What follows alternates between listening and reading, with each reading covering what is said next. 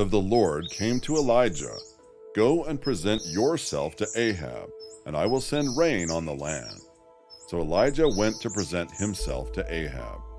Now the famine was severe in Samaria, and Ahab had summoned Obadiah, his palace administrator. Obadiah was a devout believer in the Lord. "Go through the land to all the springs and valleys. Maybe we can find some grass to keep the horses and mules alive, so we will not have to kill any of our animals." As Obadiah was walking along, Elijah met him.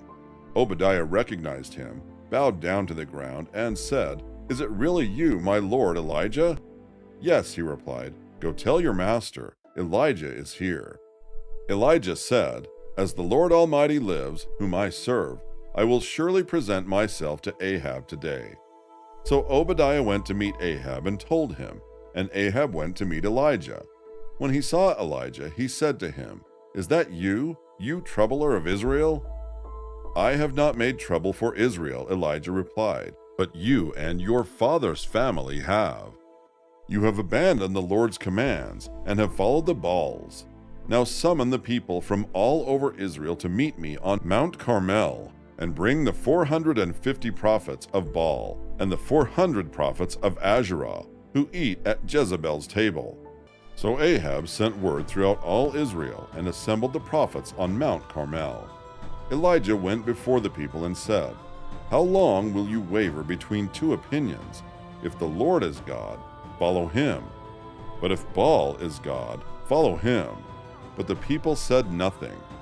Then Elijah said to them, "I am the only one of the Lord's prophets left, but Baal has 450 prophets. Get 2 bulls for us.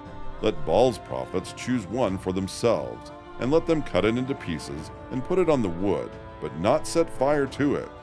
I will prepare the other bull and put it on the wood, but not set fire to it. Then you call on the name of your God, and I will call on the name of the Lord, the God who answers by fire. He is God." Then all the people said, "What you say is good." Elijah said to the prophets of Baal, "Choose one of the bulls and prepare it first, since there are so many of you. Call on the name of your God, but do not light the fire." So they took the bull given them and prepared it. Then they called on the name of Baal, from morning till noon. "Baal, answer us," they shouted, but there was no response. No one answered, and they danced around the altar they had made. At noon, Elijah began to taunt them. "Shout louder," he said. "Surely he is a god. Perhaps he is deep in thought, or busy, or traveling. Maybe he is sleeping and must be awakened." But they shouted louder and slashed themselves with swords and spears, as was their custom, until their blood flowed. Midday passed, and they continued their frantic prophesying until the time for the evening sacrifice. But there was no response. No one answered. No one paid attention. Then the Lord said to all the people, "Come here to me." They came to him, and he repaired the altar of the Lord, which had been torn down. Elijah took 12 stones, one for each of the tribes descended from Jacob, to whom the word of the Lord had come, saying, "Your name shall be Israel." With the stones he built an altar in the name of the Lord, and he dug a trench around it large enough to hold 2 seahs of seed.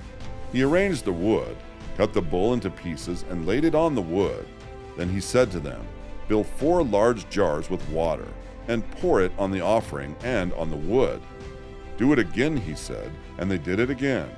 "Do it a 3rd time," he ordered, and they did it the 3rd time. The water ran down around the altar and even filled the trench.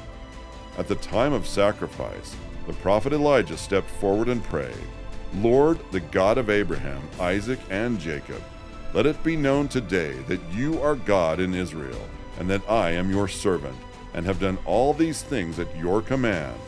Answer me, Lord, answer me, so these people will know that you, Lord, are God, and that you are turning their hearts back again." Then the fire of the Lord fell and burned up the sacrifice, the wood, the stones, and the soil, and also licked up the water in the trench. When all the people saw this, they fell prostrate and cried, "The Lord, He is God! The Lord, He is God!"